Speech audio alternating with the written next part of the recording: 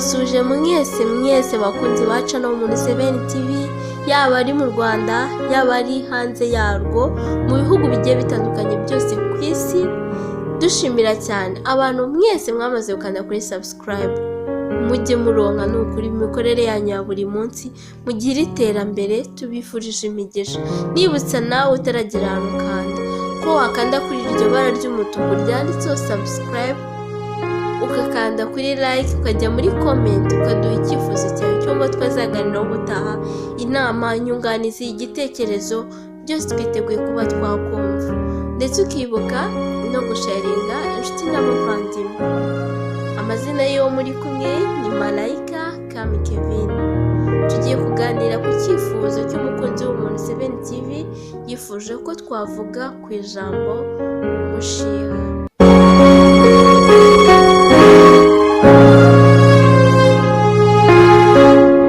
Umushiha ni ikintu kibi cyane. Umushiha usanga umuntu ufite ari wa muntu utajya upfa kuvugirwamo, ni wa muntu ugira n'uburakari bwihuse uvoma hafi, ni wa muntu akantu gato gashobora kuba akababaro akakagira ikintu gikomeye cyane, kandi ari n'akantu koroheje ku buryo umuvugishije amubwira amagambo menshi mabi mu gihe gito kandi ahubutse. Urugero, nk'umuntu uramubajije ati se wanyobeye iyi nzira ajya, se wagiye ahantu utazi, niba wahayobewe iyakuzanye ntabwo yizi, subirayo ugenda. Kibaza uyu muntu ko tutaziranye, uyu muntu ko nta n'ikintu namutwaye, ko ntanamuvugije nabi, kuki ambwiye gutyo? Ukibaza impamvu ukayibura. Hari igihe abantu baba baremye ukunguko, ari umuntu wirema uba ukunze kugira umushiha. Gusa ahanini usanga abantu bagira umushiha iyo bishimye igihe gito, ariko iyo bishimye pe urabibona ko bishimye.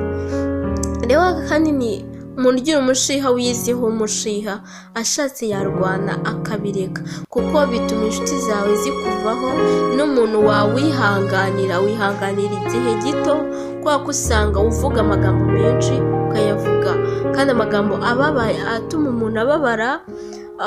Ikintu cyaba kwa runaka cyangwa ikintu wagikora ugasanga kirakubabaje, umuntu yagutsida yakubabaje, wiriwe umunsi wose umuntu wese muhuye mubwira nabi. Wagira ikibazo runaka, niba tuvuge ahantu uri wahurira n'abantu benshi ugasanga uri kubabwira nabi, ntibazi impamvu. Niba uri nk'umuntu ukora ku bintu runaka, ucuruza se, cyangwa ahantu uhurira n'abantu benshi, wageraho ukabura abakiriya, wageraho ukabura abantu nyine mufatanye. Kubera iki? Wa mushiha, wa munabi, kumva ko ikintu nikiba ukigumisha mu mutwe n'abandi ukakibitura. Ntabwo ari byiza, ko uba usanga umuntu wese ahava akagera ntabwo aba azi ibibazo wahuye nabyo. Ujye wirinda no kuvuga nabi, kuko uzacunge buriya umuntu ufite umushiha, niba ari umuntu uri kutwumva cyangwa nyine ugira uwo munabi, ugerageje kuba wabyikuramo ukagira imbaraga ukabireka, waba umuntu mwiza, wacya mu maso birushijeho. Kubera ko uba usanga umuntu ugira umushiha amasaha menshi aba yijimye, ubona afite umwijima, ababaye, ari wa muntu nyine utapfa gusobanukirwa ibye. Ariko ugerageje ukabishyira hasi, wakwishima, wanezerwa, wacya, abantu bagukunda. Kuko ahanini uba usanga iyo bishimye ari abantu baba bazi no kuganira, ari abantu babasha no kumenya uko babana na bagenzi babo. Rero ikintu umushiha ni ikintu kibi cyane, ni ikintu utabasha kumenya uko ugisobanura wowe kiri kubaho, ko ntiwavuga ngo iki cyakubayeho ngo niyo mpamvu mubwiye gutya. Wapi, ntabwo umuntu yabyumva, bavuga ati se kuki wabimpoye, ese ngiye nabigizemo uruhare. Ugasanga aravuze ati uyu muntu yanankubita urushyi. Umuntu udashoboye kwihangana rwose ntabwo wagira inshuti nyinshi, ntabwo bishoboka. Icyiza ni ukumenya uko akababaro kawe ugatwaramo, ukamenya niyo ugeze mu bandi ugomba kubyirengagiza, ukabasha kubana na ba bandi batazi ibyakubayeho, kandi si ngombwa ko babivuga. Ariko ahanini usanga abantu bagira umushiha, bagira uwo munabi, ahanini iyo biba mu mutima wabo birangiye, aragaruka akagusaba imbabazi ko bateye, aragaruka akavuga ati mbabarira ahantu kuba nakubangamiye nitwaye nabi ariko sinjye byaturutseho nuko nari nyifite umuntu utari mwiza. Ariko rero urumva ko n'abantu baba bazi kubana hanini, n'abantu baba bazi kubana, ariko usanga wa mwijima ari we ubaganza cyane, kuko ntago wabaho nta muntu ukubangamira, ntago bishoboka. Rero umuntu nakubangamira ukabyirirwa n'umunsi wose, abo mubana bakabigenderamo, abo muhuye bakabigenderamo, abo muvuganye bakabigenderamo, nta kintu wageraho. Rero bisaba wa mutima wo kwihangana ubisigaho, umenye ko uzabikemurana na ba bandi. Rero nujya gukominikana n'abandi ubaha ibyishimo bagukeneyeho, wijye kubibahora, wijye kumva ngo unakoze iki cyangwa wataye iki, ujye kubishinja uhuye nawe mu nzira wese. Oya, rero abantu bagira umushiha si byiza, kuko ahanini usanga n'imyaka yabo yo kurama iba mike.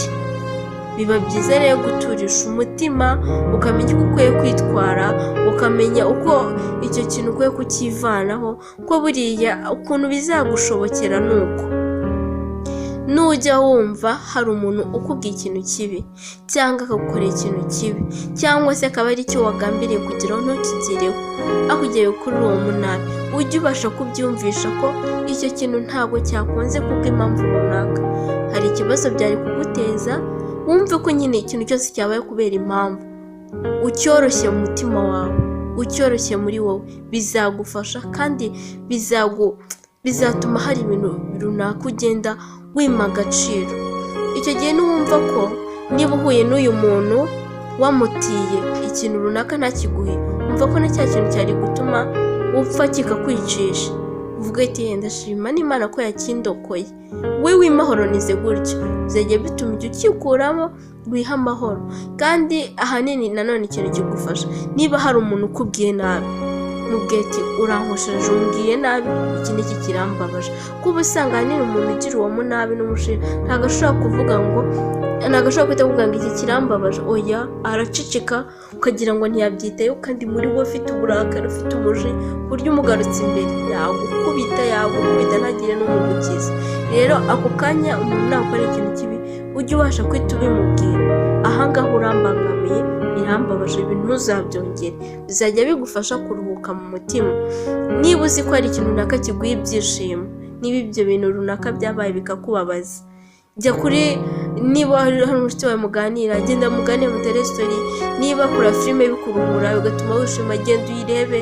Niba kumva indirimbo bigufasha, umva akarimbo kamwe tubiri, wigire mu kazi, ukomeze akazi kawe, ukomeze imirimo yawe mu rugo wawe, undi numukubitana mubwire bite, bikuvemo, bizagufasha kandi nukuri bizakubera ikintu gikomeye.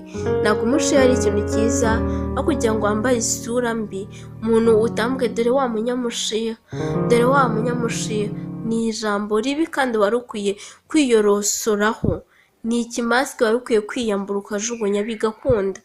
Waba neza, wagira mu maso hakeye, umutima wawe ukumva utuje utekanye.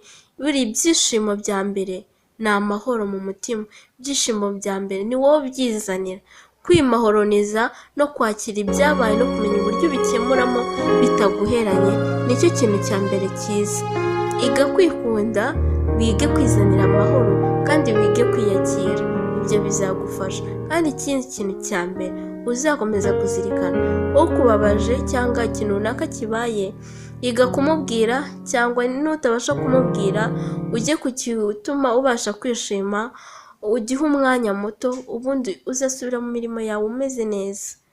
Niko bikwiye kugenda mu buzima. Ntabwo wabaho ibintu byose bikugendekera neza, uzahura n'abakubabaza, uzahura n'abagushimisha. Rero icya mbere, iga kumenya yuko ibintu byose bigomba kukubaho kandi ukamenya uko ubyitwaramo. Umva ko mugenzi wawe niba aje gusanga ataje ngo umushihure, aje ngo akuboneho amahoro n'ibyishimo. Si byiza rero ko wakwitwa izina ribi kandi wari ufite kwitwa izina ryiza. Iga kumva ko ugomba kubaho wishimye, nta kibi kigomba kuguherana. Ba wowe, wiba uko abandi bashaka. Ndabashimira cyane cyane, niba ari umuntu twe turi kumwe ugira umushiha, nizere ko agiye kubihagarika. Nkwibutsa gukanda kuri subscribe, mugakanda ku ma like, mukanasharinga inshuti n'abavandimwe. Imana ibarinde. Ciao ciao.